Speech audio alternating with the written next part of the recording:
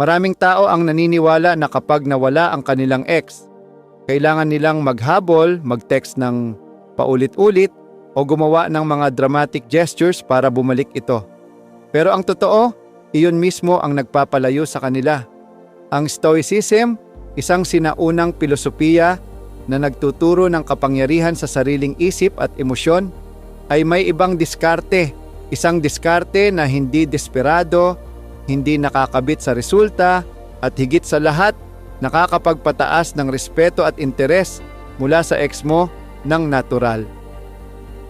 Sa mundong puno ng emosyon, drama, at hindi malinaw na intensyon, madali tayong matrap sa mga lumang patterns. Ang Stoic approach ay hindi lang para sa pag-ibig. Ito ay paraan para maging matatag ka, maipakita ang iyong value at kontrolin ang narrative ng iyong sariling buhay. Sa pamamagitan ng Stoicism, natututo kang hindi nakadepende sa ibang tao para sa iyong kaligayahan. At kapag natutunan mo ito, hindi ka lang nagiging mas malakas. Nagiging irresistible ka sa isang taong may sapat na respeto at pagmamahal sa sarili. Ang unang hakbang sa paggamit ng Stoic approach upang bumalik ang ex mo ay kontrolin ang sarili mo. Maraming tao ang nagkakamali sa breakup dahil iniisip nila na kailangan nilang kontrolin ang lahat, ang ex, ang emosyon ng ex, at bawat kilos nila. Pero ang unang pangunahing turo ng Stoicism ay kontrolado mo lang ang sarili mo. Hindi mo kontrolado kung sasagot ba siya sa mensahe mo, kung mag-iisip ba siya tungkol sa iyo, o kung babalik ba siya. Ang maaari mong kontrolin ay ang iyong isip, ang iyong kilos, ang iyong emosyon, at ang paraan ng iyong pagpapakita ng value. Halimbawa, kung gusto mo siyang makuha pabalik, hindi ibig sabihin na magpapadala ka ng text kada oras o magpapakita ng kawalang pag-asa sa bawat kilos mo. Sa halip, mag-focus ka sa iyong routine, sa trabaho, sa fitness, at sa mga proyekto na nagpapalakas sa iyo bilang isang tao. Habang ginagawa mo ito, nakikita ng ex mo na may buhay ka, may direction ka, at hindi desperado. Ang ganitong aura ay nakaka-attract ng natural, hindi dahil pinipilit mo, kundi dahil sa authenticity at self-respect mo. Ang ikalawang hakbang ay ang katahimikan bilang lakas. Ang katahimikan ay isa sa pinakamakapangyarihang tools sa Stoicism. Kapag huminto ka sa pakikipag-communicate sa ex mo ng sobra o sa paraan na nakakadesperado, nagkakaroon ka ng space para sa clarity. Nakikita mo kung ano talaga ang nangyayari sa paligid mo at ang ex mo ay nakikita ang iyong dignidad at composure. Halimbawa, kung paulit-ulit ang kanyang paglikod sa iyo o hindi siya consistent sa pakikitungo, sa halip na magpadala ng text na may halong emosyon tulad ng bakit hindi ka nagre-reply o ano bang nangyayari sa iyo, huminto ka, pumunta sa gym, mag-focus sa sarili at gawin ang mga bagay na nagpapalakas sa iyo. Paglipas ng ilang araw, natural niyang mapapansin ang iyong self-control at magtatanong, bakit hindi siya nagpaapekto sa akin? Ano ang nangyari sa kanya? Ito ang tinatawag na power of detachment sa Stoicism, na isang psychological na paraan upang maakit ang respeto at interes ng isang tao nang hindi ka nagmamadali. Ang ikatlong hakbang ay ang pagbuo ng self-respect. Isa sa pinakamahalagang aral ni Marcus Aurelius ay, ang halaga mo nakabase sa kung paano mo pinapahalagahan ang sarili mo. Hindi mo mai-expect na respetuhin ka ng ex mo kung ikaw mismo ay walang boundaries o hindi marunong mag-value sa sarili. Kung patuloy mong inuuna ang ex mo kaysa sa sarili mo, nawawala ang balanse at natural na mawawala rin ang respeto niya sa iyo.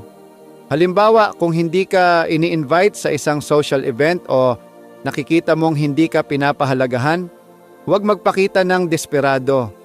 Magpakita ng dignified absence at ipakita na may sariling buhay at priorities ka. Kung hindi siya nagre-reply agad sa text, Huwag umabot sa punto na nagse-stalk ka o nagiging obsessive. Gumawa ng mas importanteng bagay para sa sarili mo. Mag-focus sa self-improvement at ipakita sa pamamagitan ng gawa ang iyong independence. Ang resulta nito ay makikita ng ex mo ang kakaibang aura ng respeto sa sarili, isang quality na kaakit-akit at natural na humihikayat ng interes. Ang ikaapat na hakbang ay ang emosyonal na mastery. Sa Stoicism, ang emosyon ay hindi kaaway, kundi signal. Kadalasan, kapag masyadong emosyonal ka pagkatapos ng breakup, nawawala ang kontrol at nagiging desperate. Ang tunay na alpha mindset ay hindi nagpapadala agad sa emosyon. Pinapansin, iniobserba at pagkatapos ay kumikilos ng maayos. Halimbawa, kung biglang nakaramdam ka ng selos dahil nakita mo siyang kasama ang iba, huminto ka, huminga ng malalim, at tanungin ang sarili, ano ba talaga ang kontrolado ko dito? Makakakita ka ng kalinawan at ang selos ay hindi na magdudulot ng panic text o overthinking. Kapag napansin ng ex mo na walang drama, walang desperasyon, natural siyang maiintriga sa iyong composed aura at sa kakayahan mong pamahalaan ang sarili.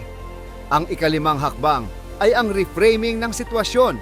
Isa sa pinakamakapangyarihang Stoic techniques ay ang reframing. Huwag isipin ang breakup bilang rejection o kawalan. Isipin ito bilang oportunidad para sa self-growth. Kapag iniisip mo na siya lang ang susi sa kaligayahan mo, laging may pressure at desperasyon. Sa halip i-reframe ang sarili, ito ang panahon para mag-focus ako sa aking goals, katawan at mindset. Ito ang pagkakataon ko na maging mas mahusay na tao kaysa dati. Kapag ini-level up mo ang sarili mo, mas mataas ang posibilidad na mapansin ka ng ex mo. Bakit? Dahil ang human psychology ay natural na naa-attract sa confidence at growth, hindi sa paghabol at kawalan ng kontrol. Ang ika-anim na hakbang ay ang strategic absence o maingat na distansya. Walang mas nakaka-attract kaysa sa absence na may dignidad. Ang Stoics ay nagtuturo ng disiplina sa pagtanggap sa mga bagay na hindi natin kontrolado. Kapag iniwan mo ang ex mo sa peace, hindi sa paninira, nagkakaroon siya ng space para makaramdam ng iyong pagkawala at mas mapapansin ang iyong value. Halimbawa, huwag ipakita sa social media na labis kang nag-aalala o magpakita ng kawalang pag-asa. Huwag magpakita ng desperate. Sa halip, mag-focus sa sarili, mag-travel, mag-explore hobbies, at magpakita ng bagong version ng sarili mo na confident at independent. Makikita ng ex mo na hindi ka nakadepende sa kanya at ang ganitong aura ay nagiging magnetic ng hindi mo sinasadya. Ang ikapitong hakbang ay ang pagpapakita ng tunay na value. Hindi ito tungkol sa pagbebenta ng sarili o pagpapanggap. Ang tunay na Stoic approach ay ipakita ang value sa natural na paraan sa pamamagitan ng sariling gawa at accomplishments. Gumawa ng bagay na meaningful para sa sarili. Mag-invest sa career o skills development. Maging mabuting kaibigan, kapatid o anak. Kapag nakikita ng ex mo na may sariling achievements at may buhay ka na puno ng purpose, unti-unti siyang maiintriga, hindi dahil pinipilit mo, kundi dahil nakikita niya ang magandang, independent at self-reliant na version mo. Ang ikawalong hakbang ay ang pasensya at tamang timing. Sa Stoicism, lahat ng bagay ay may tamang timing. Hindi ka dapat magmadali sa pag-asa na babalik agad siya. Ang alpha mindset ay mapagpasensya at alam na ang natural consequences ng tamang behavior ay darating sa tamang oras. Halimbawa, mag-focus sa sarili sa loob ng ilang linggo o buwan. Pagkatapos, kung may komunikasyon, magiging natural at hindi desperate ang interaction. Kapag nakita ng ex mo ang positibong pagbabago sa iyo, mas malaki ang posibilidad na bumalik siya sa mas maayos na paraan. Ang ikasyam na hakbang ay ang pagtatatag ng emotional na boundaries. Matutong mag-set ng limitasyon at huwag hayaang ang emosyon ng ex mo ang magdikta ng damdamin mo. Kapag pinapadala mo ang sarili mo sa ups and downs ng ex mo, nawawala ang kontrol at nagiging desperate. Halimbawa, kung hindi siya nagre-reply sa isang araw, huwag magpadala ng stress o panic. Mag-focus sa sarili mong growth at development. Ang distansya at boundaries ay nagtataguyod ng respeto at curiosity at ipinapakita ang iyong independence at self-worth. Ang ikasampung hakbang ay ang inner peace over external validation. Ang alpha male mindset ay hindi nakadepende sa opinyon ng ex mo. Ang stoicism ay nagtuturo na ang inner peace ay core strength na hindi nakadepende sa choices ng ibang tao. Ang self-worth mo ay hindi nakabase sa decisions o opinions ng ex. At ang confidence mo ay hindi nakadepende sa kanilang validation. Kapag nakita ng ex mo na hindi ka kontrolado ng kanilang desisyon, nagiging intriguing ka sa paraang natural at hindi mapipilit. Ang ikalabing isang hakbang ay ang self-improvement bilang magnet. Palaging i-level up ang sarili hindi lamang para sa ex, kundi para sa sarili. Mag-invest sa gym, skills, hobbies, reading, at personal growth. Kapag nakikita ng ex mo na may direction ka sa buhay at may progress sa sarili, mas natural ang attraction. Hindi ito manipulasyon. Ito ay pagiging stoic at self-respecting na nagbibigay ng authentic appeal. Ang ikalabindalawang hakbang ay ang kapangyarihan ng detachment. Pinakamalakas sa lahat ang detachment, na hindi nangangahulugan ng kawalan ng care, kundi awareness at mastery sa sarili. Kapag hindi ka nakadepende sa outcome, nakakapag-isip ka ng malinaw, kumikilos ng maayos, at natural na nakaka-attract. Halimbawa, maaari mong i-message siya pagkatapos ng ilang linggo, hindi dahil desperado, kundi dahil handa ka at may self-confidence. Ang timing at aura ng self-control ay nagpapakita ng tunay na power at nagdudulot ng curiosity at interest sa ex. Ang stoic approach sa pagbabalik ng ex ay hindi tungkol sa pagmanipula o paghabol.